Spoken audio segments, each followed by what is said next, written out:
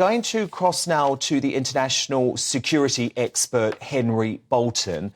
Henry, what do you make of this incident at Buckingham Palace tonight? We are hearing the palace is no longer in lockdown, so perhaps whatever explosion we heard earlier, perhaps a controlled explosion by the police, may have resolved the issue, which would be good news.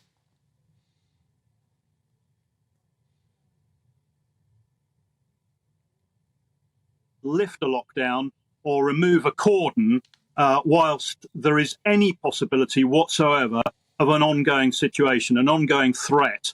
And they're not just looking at the threat to the king himself, although that's the priority and the royal family, but it's also the threat to the infrastructure of the palace. But the king, I've been hearing your speculation as to where the king is and so on. I mean, but the king will have been moved to a very secure area, whether it be in Clarence House or whether it be in Buckingham Palace. They will have an area within the palace designated and constructed to be secure for him, something that they can protect, and where he will be, like a keeper of a castle, he will be safe from all envisaged threats.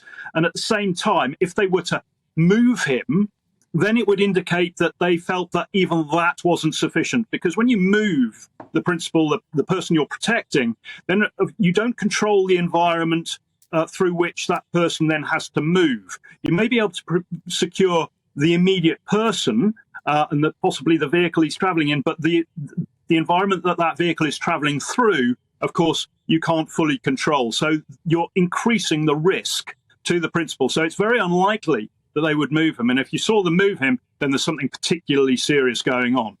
OK, Henry Bolton, stand by, because I want to play you what happened earlier this hour. So to put this into context, what I'm about to show you, Jacob Rees-Mogg, who was due to broadcast his usual show at the top of the hour at 8 o'clock, was evacuated into a caravan, effectively, which is where people take breaks and everything, while broadcasting at Buckingham Palace for the coronation. And while he was broadcasting, we heard in the background this very large noise. Watch this. Anyway, we're just getting the latest word from the Metropolitan Police, and I don't know what it is. Evacuate now. We're going to have to evacuate now? The police are live with us now and are telling us that we've got to evacuate even I don't see why we could possibly have to move. So I'm very sorry to say that it is good evening for me for the time being, as I think that was probably a controlled explosion in the background. That's what it sounded like to me. We will no doubt find out later. OK, so that was, I believe, the moment when police forcibly evacuated, very calm, it has to be said, Jacob Rees-Mogg and Michael Cole from the scene. Henry Bolton, we are told that the King is due to host a tea party at Buckingham Palace tomorrow. Do you think there needs to be extra security around Buckingham Palace over the next 4 days? There will obviously be security because this is a high-profile event that we're looking at, the coronation.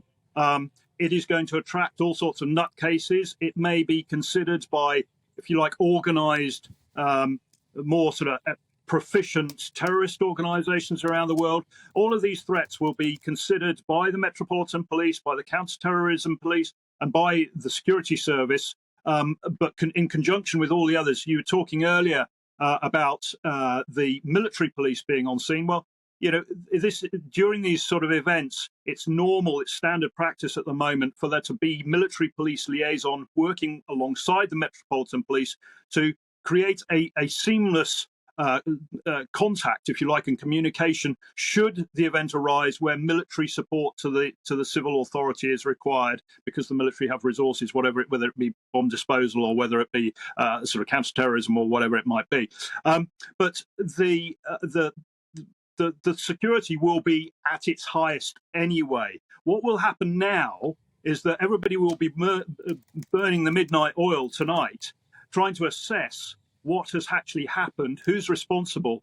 And we should also bear in mind that in the past, there have been incidents where, we're talking reportedly, shotgun cartridges. We don't know whether they were in a bag or whatever. I suspect they might have been to trigger a controlled explosion, but or to trigger that decision. But this could even be could be considered by the security forces, or they will be considering it, the possibility that it's a test of their reaction and their response to give a potential sort of attacker more information. So they'll be assessing who's responsible for this, where they've come from, where they got the idea, what's motivating them, and so on.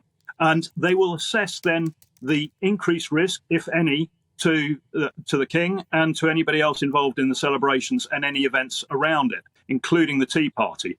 I would suspect that they will be doing everything they can for the programme to go on as planned without any changes. Any changes that there will be behind the scenes. You probably won't see them. OK, Henry Bolton, international security expert, thank you so much.